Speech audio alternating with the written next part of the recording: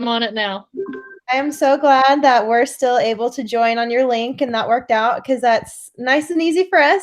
But welcome everyone, especially welcome Diane. We're happy to see you here and joining us. I know Diane, you already said you're a middle school teacher in Palmer, so that's awesome. If you want to share a little bit more about yourself, feel free to do so in the chat. And then everybody else who's on, feel free to share as well what you guys do, your role, and your Twitter handle if we're not already following each other. And yeah, and then so the format for today, so we're moving to monthly meetings, and it's usually going to be the last Tuesday of the month.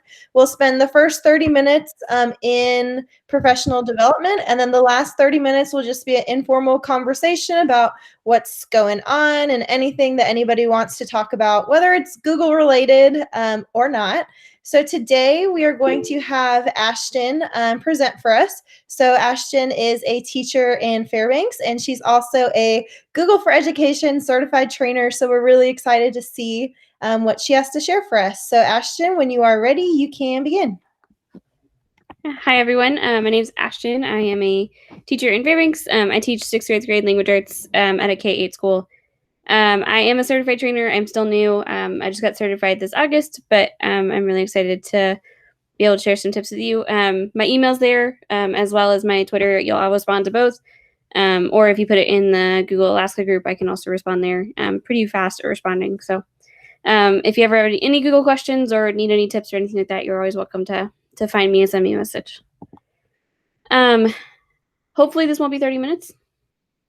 I'm going to teach you some Gmail tips. So Fairbanks is not a Gmail district as far as staff goes, but I use Gmail as my personal life, and I've used these to make my life easier with my small business, as well as my husband uses Gmail for his job, and so I've taught him a lot of these too. There's some really, really great options that Gmail has to make things faster, to make your life more organized, and also as well to like undo sends if you send something at the wrong time. So I'm going to go ahead and show you that, which should be pretty fast. I'm going to stop presenting this. I run a little Etsy shop, actually. And so I do that as my side hustle. That's a good question. Let me get this going. All right, so this is my personal email. There's not going to be anything in there that's going to surprise you guys. There's pizza coupons and Hunt to Killer, which is something that my husband and I do, as well as GEG Alaska stuff. So the very first thing to do is that when you're typing an email, there's actually a list of shortcuts that you can pull up directly in Google. And you can do it on both Mac and on PC by pressing Shift, plus, and then question mark. Not there. And it actually pulls up a list of keyboard shortcuts. So, for example, this one pulls up as Mac commands because that's what I use. But if you use a PC, it'll pull up PC commands. So anything from bulleted lists to add BCC recipients. If you memorize these, they'll make your life faster. Or if you just want to pull it up to say, oh, yeah, okay, this is what it is. This is a really great option if you're just spending really fast emails, or you're wanting to save some time on those emails you sent a lot. The next thing that you can do is actually, so I'm responding to an email to myself. If you are here, there's an option to schedule send. So sometimes I'll do this because I send emails at weird times and I don't want people to see that I email at 11 o'clock at night. So I'll schedule send for later. And that way I don't have to worry about them being like, okay, why is she awake late at night and sending me emails? As you also work through this, there's options to translate messages. So I have students who, them and their family only speak Spanish. And so I actually use Gmail to translate the message before I send it through our district stuff. As well as you can filter messages. So, for example, if you're getting messages from somebody who you don't really want to read all their emails, or you don't want to read it all the time, you can actually say, hey, I want to filter messages like this. And it could be anything in the subject or has the words. I've seen some students at UAF actually, they send us like daily COVID check email. They actually filter that out so they don't have to look at it every day, even though they should be, but that's what a lot of UAF students are doing.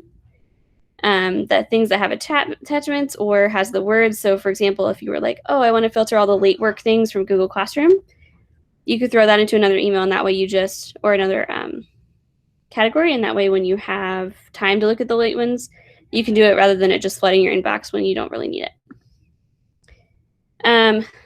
If I was in a big conversation with a whole bunch of people and I wanted to read it later, but I didn't really want to keep getting email notifications, there's actually an option up here, if you click those three, to click mute. And so this will mute it for a while, and you can come back to it when you want to, or you can click undo. It'll head into your archive, which is like down here. And then you can come back to it when you have more time to work through it, or if it's just like a big email chain that you need to know but you don't really need to be a part of, you can just put it there until you have time to read it. So I do that for big district-wide emails, or if there's just a long thread of emails between students that I'm CC'd on, or between admin that I'm CC'd on, then that way it's just there when I'm ready, but I don't necessarily get a notification every time my email goes off. The next thing is this one. So if you're in an email, you can actually set an event. So this one is saying, hey, I want to meet at 1 o'clock to talk about this. So you can, if you click that set an email, it actually opens up directly in your calendar. And there's two things you can do with this. You can either set up a meeting, or you set up a reminder to say, hey, I need to respond back to this, or hey, I need to do this before this. It's a great way to keep yourself organized on your calendar, as well as you can also add it to your Google Keep. And you can say, hey, make an agenda, or, so hey, make an agenda, or make sure to finish that attachment and send it. And that way it's there. And my Keep is also synced up with my phone. So that way I do get notifications throughout the day of like, oh, you need to send this. You need to make sure you finish that agenda before you leave work, or things like that. And it's a great way to keep myself organized, especially as we're remote. There's a lot of emailing and a lot of things to finish every day. And so that's a great way to remind myself. It's also a great way to set a meeting to say, hey, yeah, I'm going to call you at this time. So even if it's outside of contract hours, or if it's a personal call that I know I need to make, it's a great way to schedule it. And it reminds me of like, oh, hey, you got to do this. Because I'm pretty bad at remembering things, if you don't know me in my life. The next thing is if I'm sending an email. So let's say I wanted to send one to Chelsea. I don't think I have her actually here. So remember, we're going to send one to my husband. So I'm going to send something to my husband. And I'm going to say, okay, bills to be paid. And I say, hey, I am sending this attachment, or I'm including this, and I click send. I can actually click here and do undo. We're still on your original meeting page, or maybe there you go. This one. Okay. Yep. There you go. Sorry about that. Let me try that again. So if I'm sending an email saying, hey, I'm sending this attachment, there's a couple of things that happen. So let's say I send it and I'm like, oh, wait, I actually forgot to attach something. You can click undo. And so he'll never get it. And then that's there. And there's also a really cool feature in Google in that it sends you a little notification and says, hey, there's no attachment here. Are you sure you want to send this? Which I have that turned off for this. But that's a great way that if you sent something too fast, or you accidentally pressed a button and you wanted to add something more, you can actually set that as an undo. And it's actually a special feature in your settings. So here in your settings, you can see right here, send cancellation period. So you can set it all the way up to 30 seconds after you send an email. You can actually undo that sending. And then you just got to make sure you click save at the bottom. And so that saved my butt a couple times. And I'm like, oh, wait, I forgot to send this, or I forgot to add this, or forgot to add my phone number. It's a really nice feature. It does have to relaunch Gmail when you change those settings, though. The last thing is colored stars. I don't do this because my email is always crazy and insane. But for people who do like their email to be organized, I actually suggest doing the colored stars. So Gmail has this thing called a star button. So when you click on it, come back. When you click on an email, you can star it, and it moves itself into a separate folder. And that can be, hey, I need to come back to this and respond to it, or it's important because it's from somebody important, it'll star things.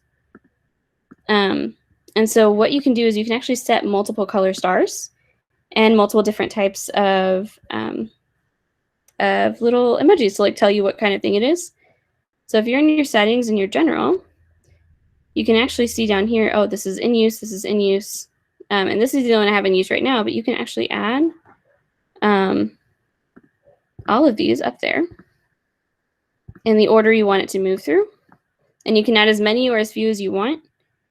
And then when you go to search emails, you can actually search it by that name there. You can say like yellow bang or orange star.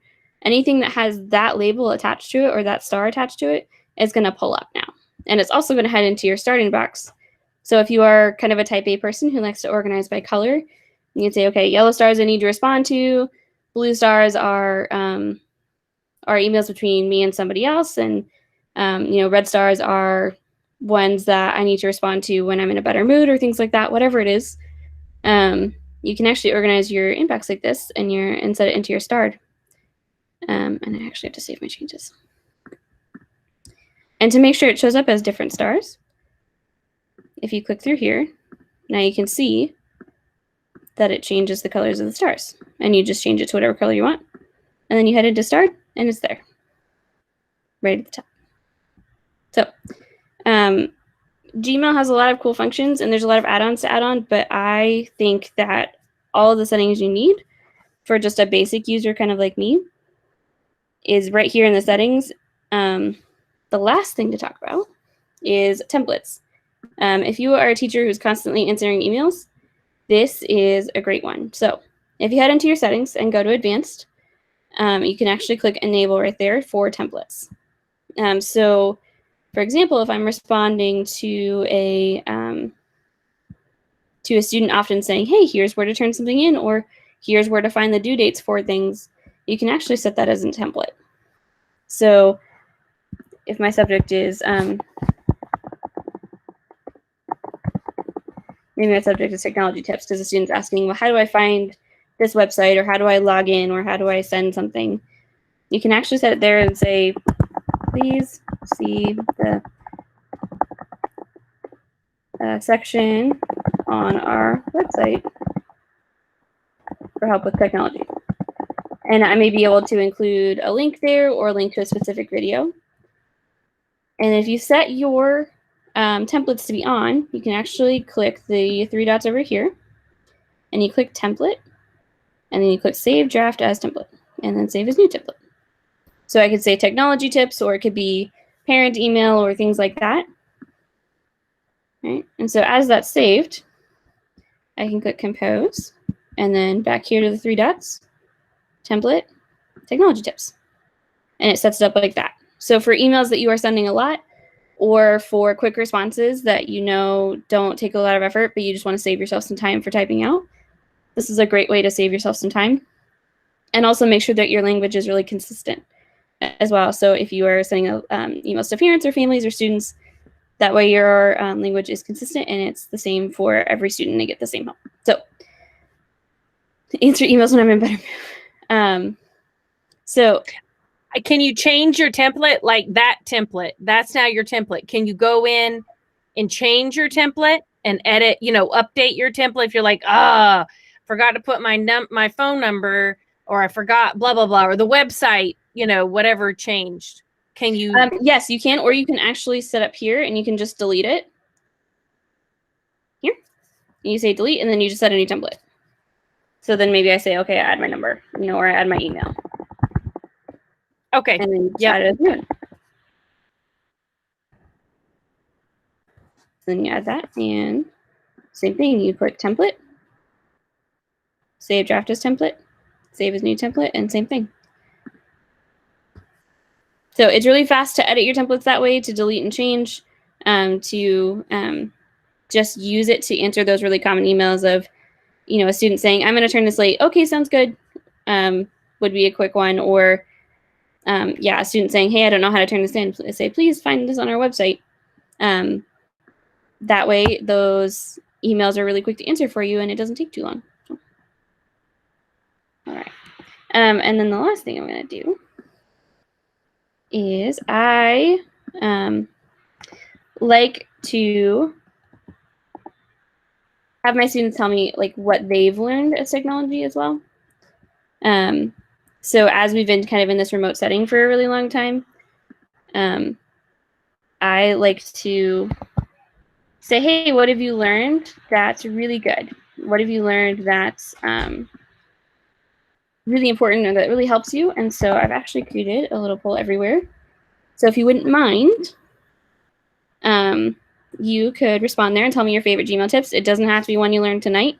It could be one you've learned from other teachers or from just messing around.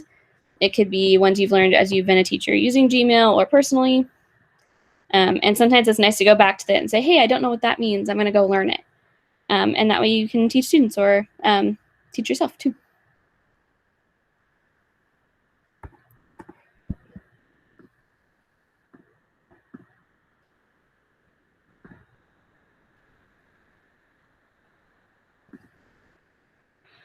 And I'm going to pull up on my side so that you can see.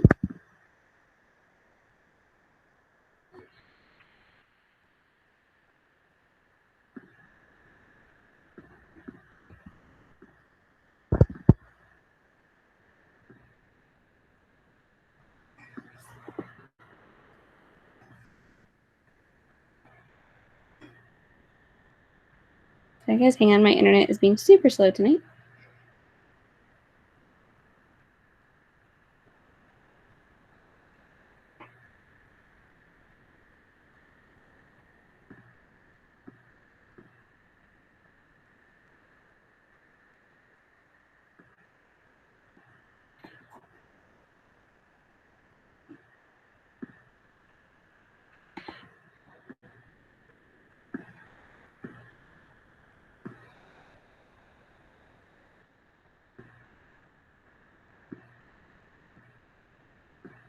And then, that is not the one I wanted to share. Hang on, guys.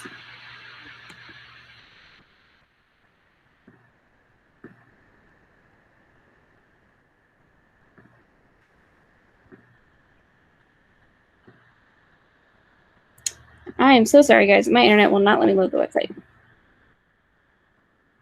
Let me try to get there.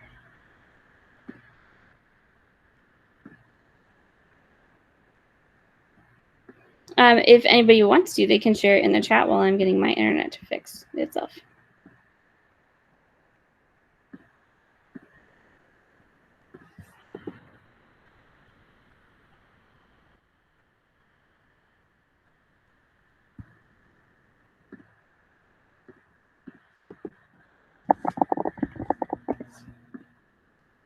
The unthin feature, yeah. I like that one a lot because I make a lot of mistakes when I'm typing fast or when I am working quickly with students. It's nice to have that undo feature and be able to fix something if your brain's working too fast.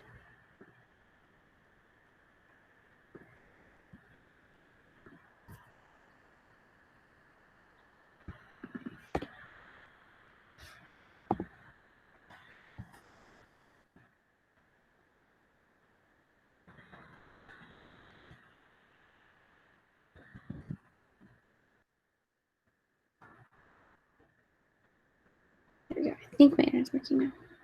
Okay. Using the stars and icons. Have you taught your students to do that, Diane? I heard you say that you are a computer teacher in Palmer. So I wanted to see, do you teach your students that?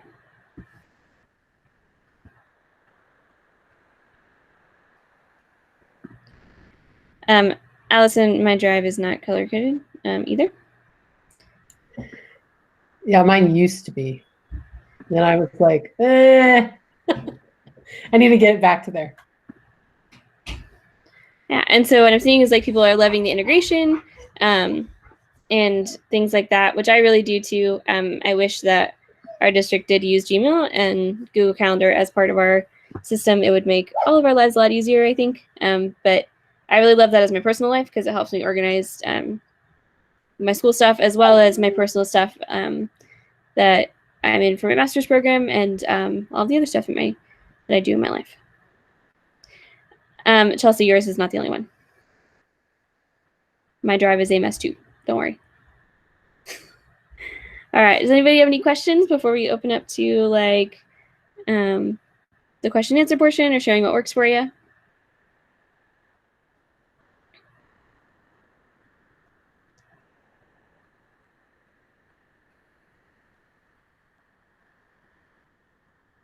Okay. All right. Then I will move back to the slideshow that we have access to.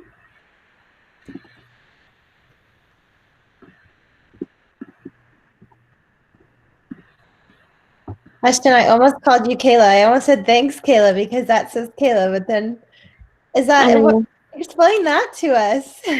So Kayla is my legal first name. Ashton is what I go by as my personal name. So it's a nickname. My parents named me Kayla, but they've never ever called me Kayla in my life. That's awesome. That's like I have a twin brother and they named him Peter Tyler, always knowing that he'd be called Tyler. So by the time they hit fifth grade, we hit fifth grade, they went to Social Security and changed that because he was like, I'm tired of going in on the first day of school and everyone calling me Peter. My name is not Peter. So I was like, parents, why did you do that? But it's okay. Yeah, my parents never let me change. Well, they were like, well, you can't change it because we named you Kayla. And so we kept it as Kayla. I should have changed it when I changed her name when I got married, though. Awesome. Well, Ashton, thank you so much for sharing. I feel like with Google, there's so many like hidden gems and things that you can do that like increase your productivity. So you definitely showed us some of that tonight, which is exciting. And it looks like Diane said she's going to do some of that with her students in her computer class, which is awesome. So for this chat, we have some questions, but if anybody has something that they want to talk about, not related to the questions, we'll definitely put that as the priority. So before we move on to these questions, does anybody have anything else they'd like to share or like to ask? I know for me, I would really love to learn more about Diane's computer class because being able to do anything with your students that involves computers sounds amazing. So I'd love to hear more about that. But yeah, I'll just open it up to anyone who wants to talk about anything. Well, one thing on my mind was how different Digital Citizenship Week is this year. So usually Digital Citizenship Week, is the second week of October. And I was kind of perplexed because, normally it's this standalone thing. And, people were kind of pushing it, like teach these lessons. And then I started thinking, well, isn't what we're doing right now like the biggest digital citizenship lesson you've ever been in? And so I kind of encourage teachers to not feel like they needed to be like, okay, now we're going to talk about your digital footprint starting now, So it really wasn't as maybe as celebratory as usual. But I think it caused me to kind of reflect on how we're actually living it right now and how many conversations we're having to have with parents and students about how they use devices and how they're tools. And one of the silver linings of all this is that now we know that these things are a tool, not a toy. And I think our students are getting that as well. So anyway, that's been on my mind this week, is just digital citizenship and how integrated it is in our lives. And now we know it is because we've been relying on it this whole time. So that's so true. And I will say, like YKSD teachers, it's some of our first times using the Google Classroom. So they have the Google Classroom and comments are on and they immediately come to me and they're like, look at everything these kids are posting. Like, I need to turn it off right away. But then it's having those organic conversations of we can leave it on, but let's teach how to appropriately use this. So it's not just 1,000 highs or things that aren't really productive to the conversation. Yeah, that's extremely timely. A great example I have from our school is we have a very large family of foster children who are all siblings, and they live in 3 different foster homes. and they are messaging each other all the time. And so a lot of them are in buildings. We have some students that are in. And I had one of the people that's supervising a couple of them in school, because they're my students, they're 7th and 8th grader, saying, well, how do I get these kids to stop messaging their siblings during the day? And it's like a really hard conversation, because it's like, wow, they like really miss each other. Let's talk to them about it. Like, let's have a conversation with these guys. They miss each other. And that's why they're using Google Chat, because we've given them that. So let's maybe give them a time when it's appropriate. So we worked out that they have certain hours during the school day where they can chat all they want with just their siblings. And honestly, now they don't do it all day, because they know they have that protected, half an hour. But we're talking a 1st grader all the way up to an 8th grader, all these siblings that just want to talk to each other. So I think it's worth just having a conversation. It was super interesting for me to hear. There is a school district in California where their Google Classroom stream, they treat it as like the hallway. So it's dedicated only to what students want to talk about, as if they were in the hallway, which I thought that was a unique idea. And I would have wanted to ask more of what that looks like and how they manage that, because that's cool. That's what I used in the spring. Sorry, here I am. The stream is for them to share, and it's not abused if you set it up correctly. But I feel really lucky that I don't have to teach remotely right now. I almost hate to say that, but yeah, we've been in class in person this whole time, but we can keep going back for digital citizenship or anything to the spring, because all those students experienced it then. But what I was going to say is, I'm in the middle school now, and there's a set computer science class. And so it's made me think, like, every day I get to teach them typing, how to email, tech tips, coding, and that's time is not set aside in the elementary school. And then we wonder why our kids don't have those skills. Like, it's just so nice to have an allotted time. I just ate. I probably have food in my teeth. But anyways, that's my point. You do. There's a lot of food in your teeth. So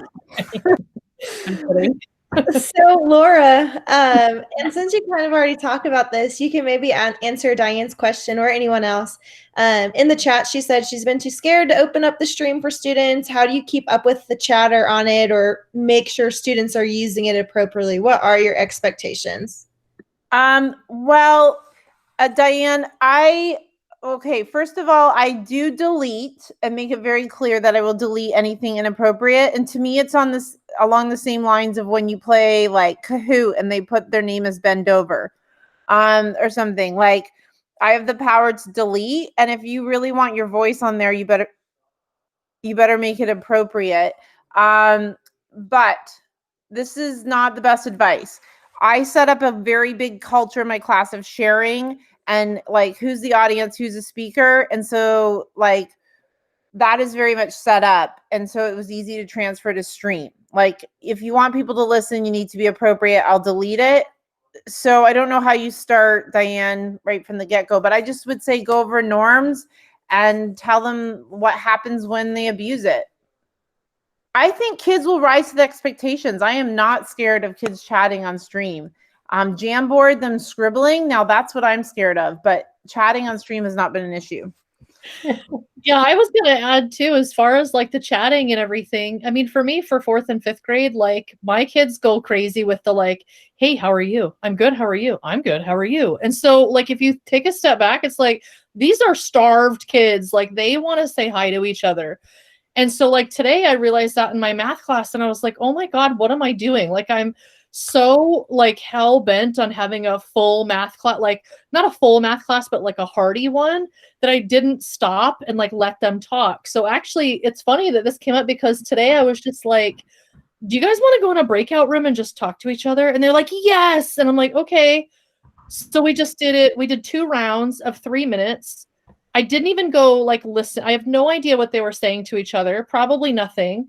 But I was going to suggest, depending on the age level too, like maybe you open up a question and like come to them with a prompt for everybody to answer on your stream. and kind of get them used to the back and forth conversation and what it should look like, along with what Laura suggested, like having some norms. But what does that good conversation look like to them also, not just to you? And to let them know like, they're not forced to take part in conversation. They don't have to do it if they don't want to. But maybe you come to them with a couple of questions next week, and just see how they respond to that, where you're moderating. Well, sorry, don't mean to interrupt you. What Diane just said is exactly what I was thinking. And this is when I am coaching teachers, I often say, don't ever open something up if you're not able to sit and supervise. And I'm talking like 4th, 5th, like what Nikki was just talking about. And even bigger kids. So when I talk about the stream, I guess my big question now that I'm sitting here thinking about it is, if I have my classroom settings on only teachers can post and comment, and then I open it up to students can post and comment, because they have to be able to post and comment. I guess you could just say students can only comment and you post some questions on stream like, hey guys, what's something you want to share? I don't know. But if I turn off the stream and to only teachers can post and comment, do all those student posts still live there? I guess my question is it something that I could flick on during school hours and then go back to only teachers can post and comment during after school hours? Because what I would never want is to wake up on a Tuesday morning and open up my classroom stream and have someone sharing, Discord usernames and Zoom links, because this is what's happening, right? And then that's my Google Classroom, so I'm ultimately responsible. So that's what I always worry about, is I want that stream of communication. I love Nikki's idea of, hey, you want to go talk about that? Go talk about that for a little bit. I think that's a super healthy way to approach it. But that's what I always think about, is when you're not there, what can happen? And if it's something you're giving, think about it this way. Chat can exist on any Gmail account, right? The kids don't need their school district account to go talk to people, but I want to make it a place where they can talk to their classmates in an appropriate way, but I'm not always going to be there. So that's what I worry about.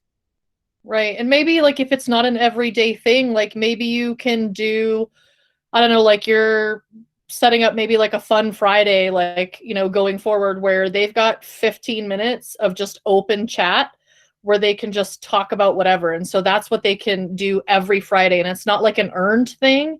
That's you get to do, like, this is your right to talk to people and to make connections and make those, relationships with your classmates. So maybe it's not every day. Maybe it's a welcome thing every Monday and then a goodbye thing every Friday. Talk about your weekend, what you're going to do, what you did. But again, that way you're limiting yourself to like, okay, I only have to check what's going on a Monday and only have to check on a Friday, because going and reading every single comment is exhausting. I absolutely will not turn my stream on for kids because I use chat. But I let them chat in the meet, so they do that. But yeah, I just can't personally monitor it all day, every day. It's way too much. So yeah, smaller scale when you're starting out, I think is good.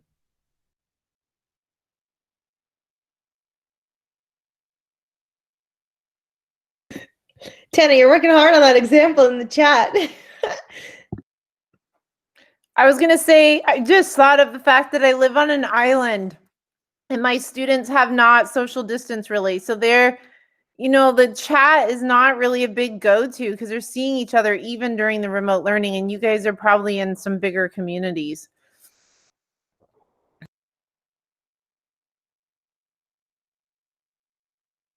Yeah, and our kids haven't been in school since March.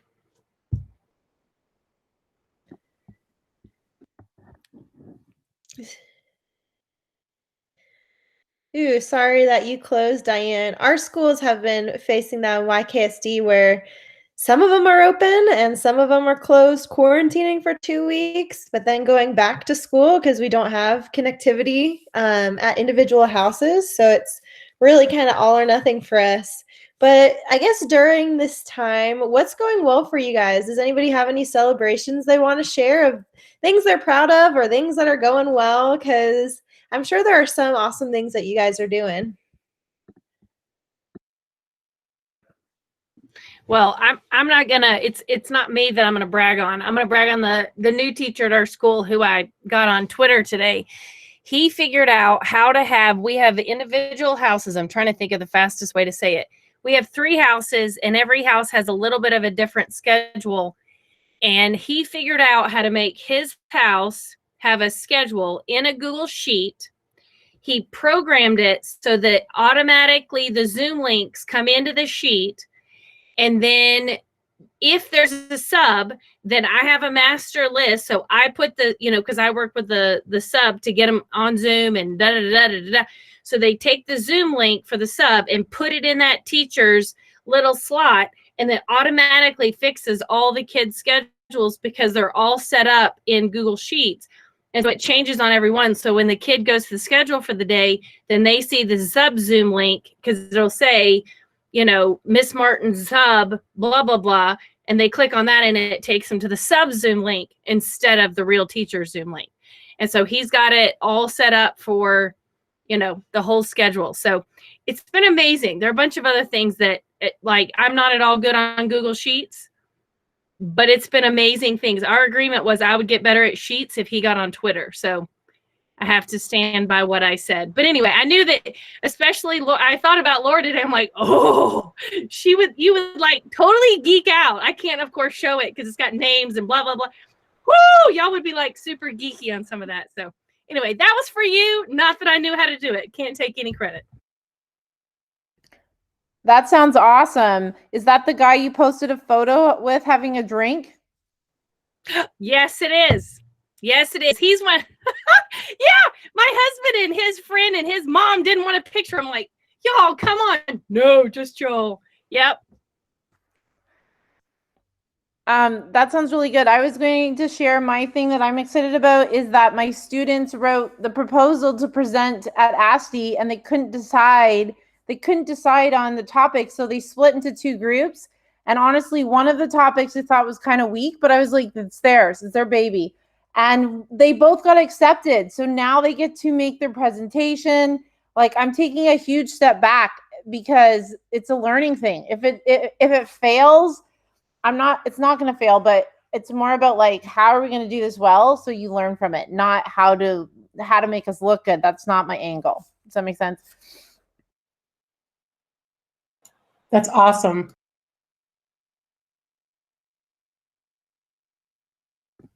So I'm going to answer for Tana because apparently she's just avoiding.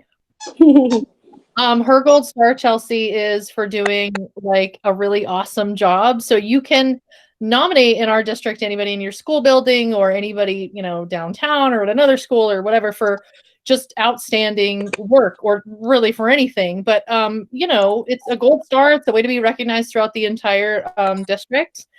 And Tana got one. So, yeah, so that's cool. Yeah, thank you. I was trying to figure out how to describe it. That was well said. Thank you. I just did it for you. So you're good. I appreciate it. Well deserved. Very good. So this isn't like any big deal or anything, but to me, it's a big deal because I actually haven't taught students in several years that are not teachers already. And this year, actually, I just had my second class. I'm teaching a group of high school students they're all from rural area. Well, not all rural, but they're from different areas, and it's all online. And so now I actually get to really play with students all the tools that I've been teaching to teachers. And tonight I used a Jamboard and it went really well. And the kids were like, some of them hadn't used it before and they just went right on, and it was great. It was seamless. And that was really, what we strive for, right? We don't want the technology to take the whole field, but we want it to be seamless. So I was just really excited about that and glad that I'm just like trying to throw tools in there, but not trying to throw tools in there, but I just keep getting all these ideas. I have the lesson, this is what I want to do, and I know this tool that we can use for that, and it's so fun to teach high school kids, and I've never taught high school kids before either, so that was neat.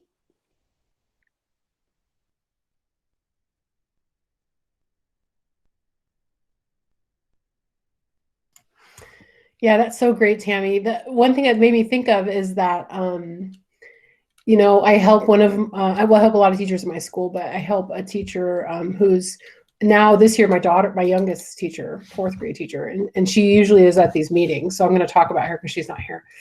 But she is like, she pretends like she has to like book time with me, even though she doesn't. Like, she's my friend, and she's always asking these great questions. And so she really wanted to learn how to use Jamboard, but she wanted to learn how to use it like in a meet. I know I've got her on 2 displays now in her classroom. I mean, she told me she feels like she's in the Jetsons, right? So, which I just love her so much. But anyway, so she decided the other day to do some mapping of tall tales with the Jamboard with her kids. And so then we're in the car going to swim practice yesterday. And I said, well, how was school? You know, what's going on? And I try not to like be this mom, right? Well, because I'm teaching, right? So I can't, but what'd you guys do today? She's like, Mom, we used this cool thing where we could write on it, and we had a sticky and we could move it. And she was explaining Jamboard to me. And, you know, from the children's standpoint of what a 4th grader, she said, Mom, it was the greatest thing. I loved it so much. And I never like asked her teacher like how it was going, but I knew for my own child how powerful it was. And that was like, I just had this aha moment. Like, that's what it's about, is that she didn't say, well, I couldn't get on it. The link didn't work. I didn't know what I was doing. I don't know what it meant. She explained to me what the mind map was, why they were doing it, and how fun it was. And that's what this is all about. So that was the greatest thing ever. Yeah, it's super simple to use. And I feel like sometimes people try to like overcomplicate it. So like recently my school got us some like, you know, mouse pens with like this giant like pad to write on, which didn't make sense to me because it's just another piece of technology to carry around. And so based on actually Allison's suggestion many months ago, I got myself a mouse pad. So I just carry a pen that I actually don't use very often, but I do use it. And so you can use that to write with your Jamboard instead of trying to write on your trackpad. But I thought it was funny this week because, you know, I appreciate this grant money was spent on all of this technology for us, but it's like, I can carry a pen in my pocket, or I can carry another, you know, it was bigger than our laptops. Yes, girl, giant, like writing tablet. And I'm like, no, I don't need a third piece of technology to go with my computer. Like, I'm just going to write on my table or on my wall, you know? So yeah, Jamboards are fun. Don't complicate it, for sure. I think one thing that I really loved about it today was that I told the kids, look, you know, I basically said, so this is like a whiteboard and you can write on it. And you can use either the pen if you want to write it, because we have an artist she drew a brain with her mouse on the computer. Anyway, so I said I wanted to be sure to add that. And you could do a sticky note, show them a sticky note, just like, you know, 5 seconds showing. And then, or you could use this text box. And so they all got to use like what they were comfortable with and still get their ideas down. So it was just really, really neat, really fun. So Diane, we mentioned it several times, but we are doing a Jamboard session with Asti on Thursday, and you should totally come. But if you can't, in the meantime, does anybody want to share like quickly like what you use Jamboard for, or I guess your most common use of Jamboard?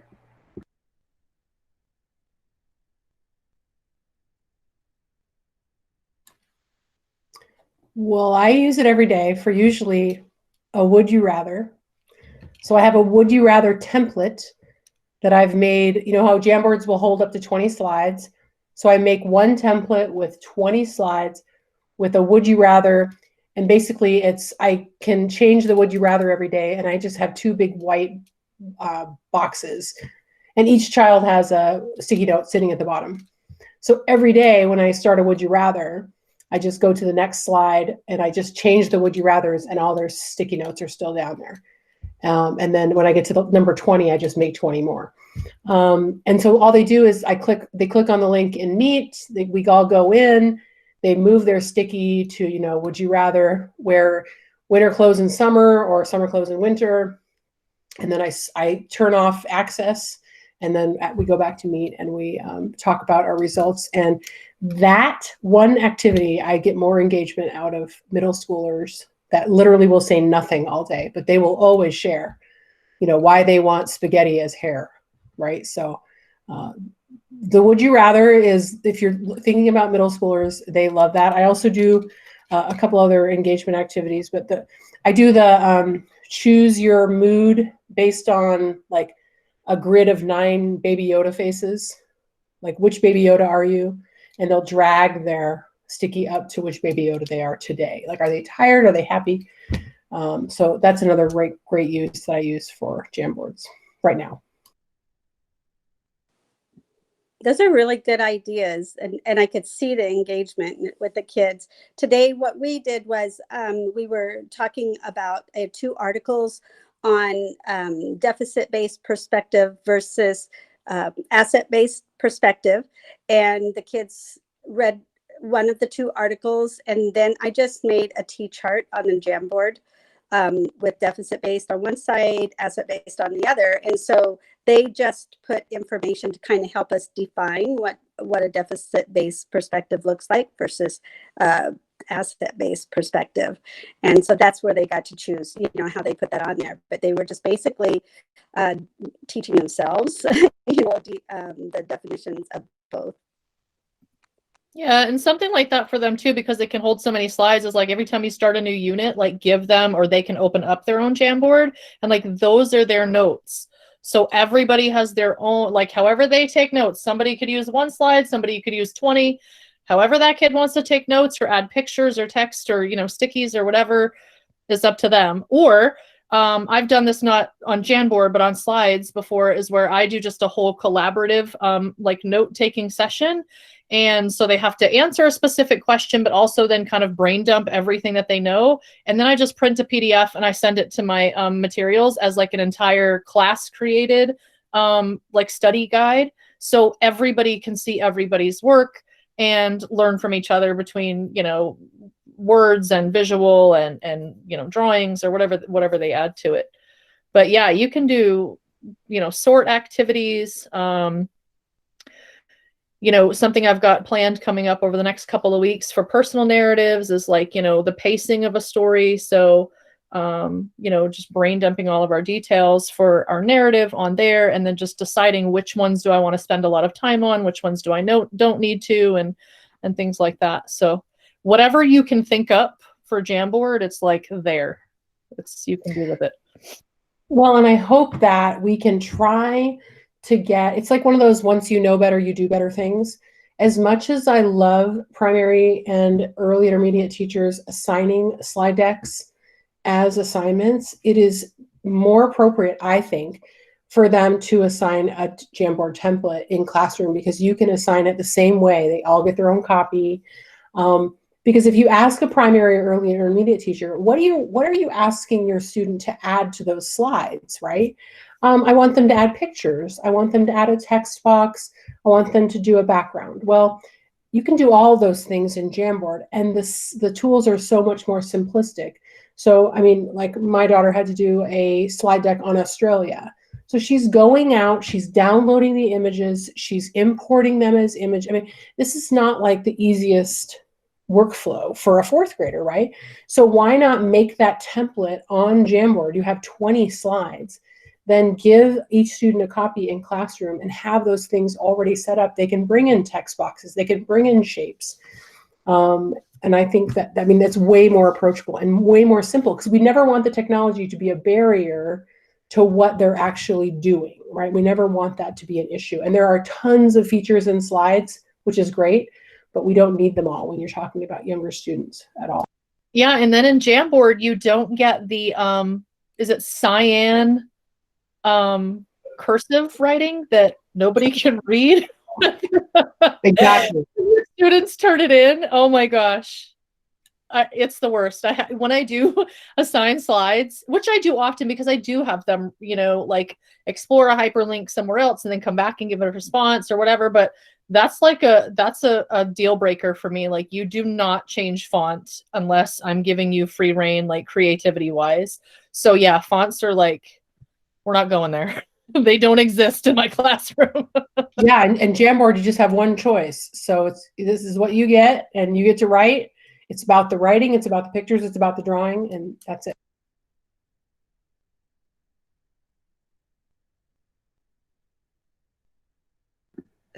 Looks like my exercise tonight. I'm getting my exercise with Tammy. Walking.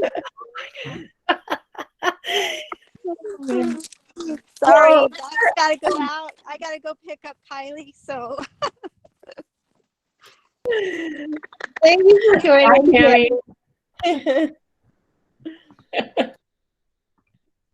All right, well, we are almost out of time. Does anybody want to share any last minute things before we move on to a few announcements?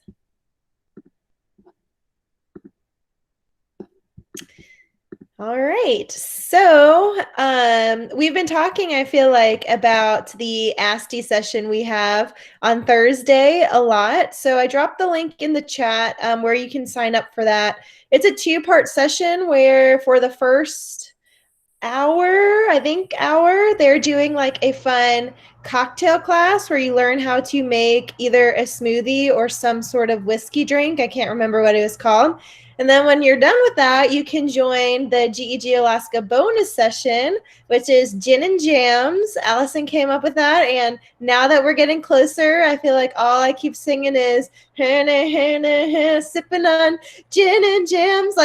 And you'll see our PowerPoint, our presentation. If you guys go look back, I added a fun little thing to our front slide that everybody should be super excited about. So that's this upcoming Thursday. So just go to the ASTI website to kind of get the rest of the details from there. Register. They'll send you all the links that you need since they're hosting it. Also, if you haven't already, there's tons of different ways that you can connect with us. Our website has all of our events. We post in our Google group. You can email us, follow us on Twitter. And then we created a Facebook page just because we got a lot of feedback saying Google Groups isn't the friendliest of servers to collaborate, which is true. Facebook page is still super new or group and not super active yet, but I'm hoping that one day it'll be like this discussion we just had. We just had a great discussion with each other, able to share. We're hoping that Facebook can kind of move that to do the same thing asynchronously. So feel free to join that.